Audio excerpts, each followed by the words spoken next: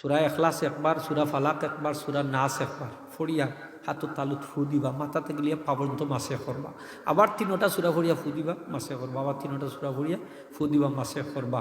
আমার নবীজি এই আমল করিয়া ঘুমাইতা। আমরা যদি আমলটা করিয়া ঘুমাই লাভ কিতা? লাভ হইল আপনার কেউ জাদু করতে পারতো না, কেউ বান মারতে পারতো না, জিন ইনসানে আপনার কোনো ক্ষতি করতে পারতো না।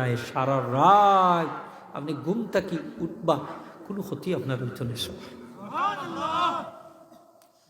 শরীর বিষ বেদনা বারটাত আছে, তিনোটা সূরা পড়িয়া ঘুমাই যান, ইনশাআল্লাহ আল্লাহ শেফা দান করে দিবা।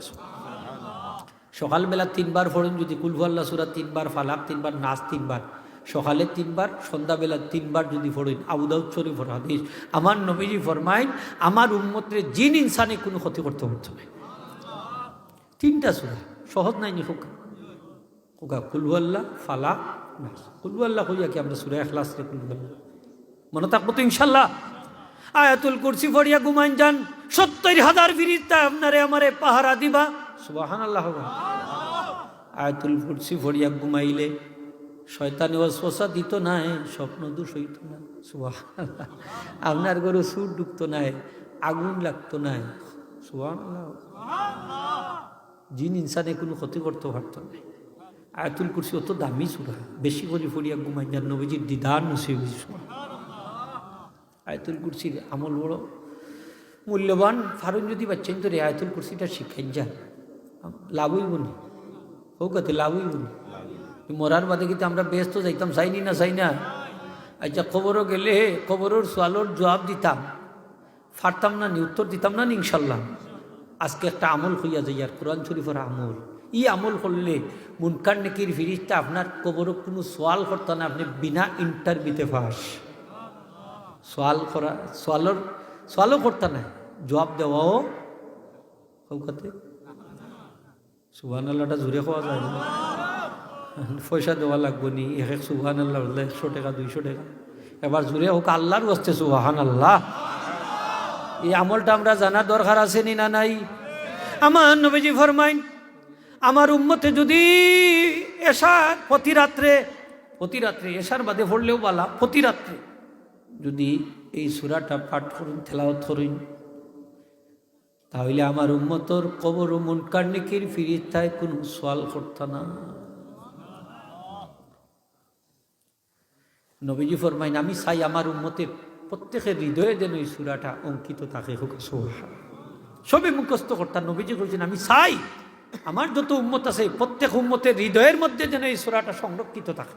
সুবহানাল্লাহ। হোক আজকে থেকে চেষ্টা করবা, ও তালামিদর ভাই সকল অনুরোধ করলাম, ও সূরাটা আজকে থেকে মুখস্থ করার চেষ্টা করবা। চেষ্টা করলে ইনশাল্লাহ আপনারা পারবা। সেদিন নেটের মাঝে দেখলাম, পত্রিকার দেখলাম 90 বছরের এক বৃদ্ধ মানুষ কোরআন শরীফের হাবিচ্ছা বইছে। তাই যদি চেষ্টা করিয়া মেহনত করিয়া হাবিচ্ছা বইতা 90 বছর বয়স, হ্যাঁ মেমোরি কাজ করছেনি না করছেন? বাংলাদেশের বর্তমান প্রধান উপদেষ্টা ডক্টর মোহাম্মদ ইউনুস 84 বছর বয়সের বৃদ্ধ মানুষ, মাথায় কাম করেননি না করেন? এনার্জি আছে নি না নাই? মেমোরি ঠিক আছে নি না নাই? যে আল্লাহ যদি আপনারে এহসান করেন, দয়া করেন, তাইলে এই 84, 100, 200 অসুবিধা গীতা।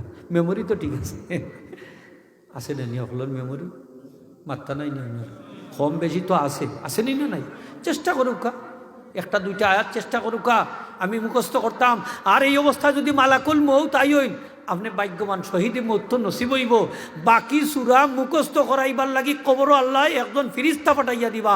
আল্লাহ এই ফিরিস্তার শিক্ষকের মাধ্যমে আপনারে সমস্ত সূরা মুখস্থ করাই দিবা। হাবিজির ছাত্র যারা আসুক খেয়াল করি শুনুকা, আপনি হিপস করা অবস্থায় যদি আপনার মৌত হয়ে যায়, দরকার 1 ফারা 2 ফারা বা 5 ফারা 10 ফারা 20 ফারা মুখস্থ করি আপনার মৌত হয়ে গেছে, মাদারিজুন নুবুওয়াত কিতাব আনছেন, একজন ফিরিস্তা আল্লাহ শিক্ষক হিসাবে তার কবরও হটাইয়া দিবা। বাকি কোরআন শরীফ আল্লাহ তার কবরও রাখি মুখস্থ করে দিবা। এই হাফিজে কোরআন ইয়া কিয়ামতের দিন ময়দানে মাহশর উঠবা, সারা কোরআন শরীফের হাফিজ। তেলাওয়াত লাভ আছে নি না? লাভ না? আওয়াজ যে হোক লাভ আছে, তেলাওয়াত হইতো নি না? হইতো না? আমার নবীজি ফরমাইন ওয়ালা তাজআলু বুয়ুতাকুম কুবুরা, তোমরা ঘরে কবর বানাইও না, কবর রূপে মানুষে নামাজ পড়ে না, কবরের রূপে কোরআন তেলাওয়াত হয় না, জিকির আজকার হয় না, দোয়া দুরুদ হয় না।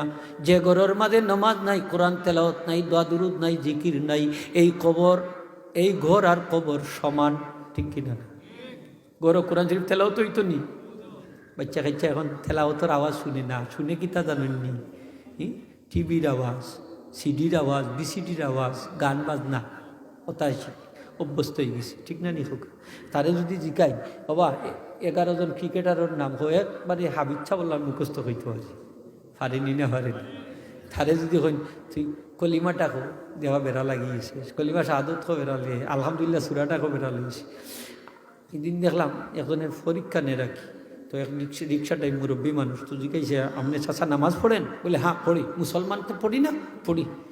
আলহামদুলিল্লাহ সুরাটা বলে, তো হয় আলহামদুলিল্লাহ রাব্বিল আলামিন মালিক ইয়াউমিদ্দিন গায়রিল মাগদুবি আলাইহিম ওয়ালাদ-দাল্লিন আমিন।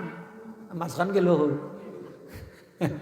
আসেনি না নাইলা মানুষ মাথা নাই নি আপনারা আশরাত তো আপনার না।